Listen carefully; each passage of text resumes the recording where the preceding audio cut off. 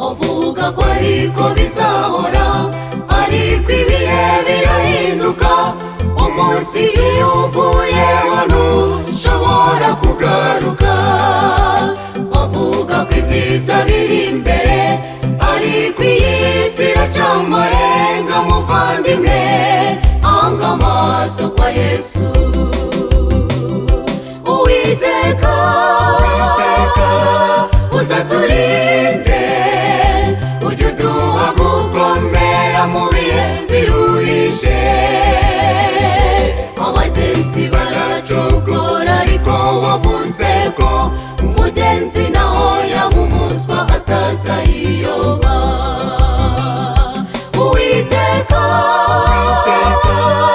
uzaturinde, ujye uduha gukomera mu bihe biruhije.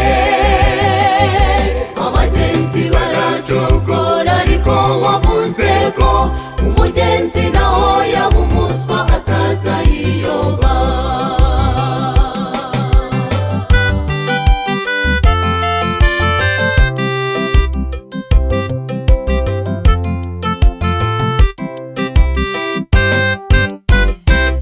Iby'ubuzima buraruhije, ariko ntibyatuma tukuvaho. Mu nzira y'inzitane utubera umuyobozi. Uhora wita ku bana bawe kugira ngo babe mu mahoro no mu bibazo, utubera igisubizo. Uwiteka uzaturinde, ujye uduha gukomera mu bihe biruhije. Abagenzi baracogora, ariko wavuze ko umugenzi naho yaba umuswa atazayiyoba. Uwiteka uzaturinde, ujye uduha gukomera mu bihe biruhije. Abagenzi baracogora, ariko wavuze ko umugenzi naho yaba umuswa atazayiyoba.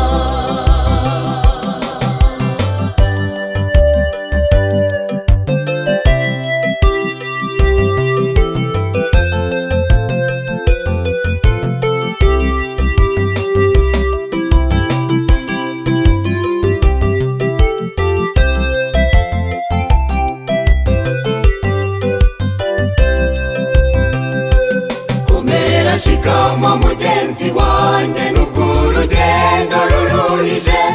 Hanyuma y'imiruho hazabaho umunezero. Tuzibagirwa ko twarushye, Uwiteka azaduhanagura amarira twaririye mu isi. Uwiteka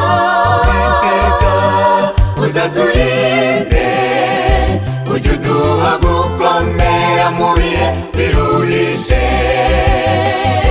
Abagenzi baracogora, ariko wavuze ko umugenzi naho yaba umuswa atazayiyoba. Uwiteka uzaturinde, ujye uduha gukomera mu bihe biruhije. Abagenzi baracogora, ariko wavuze ko umugenzi naho yaba umuswa atazayiyoba. Uwiteka uzaturinde, ujye uduha gukomera mu bihe biruhije.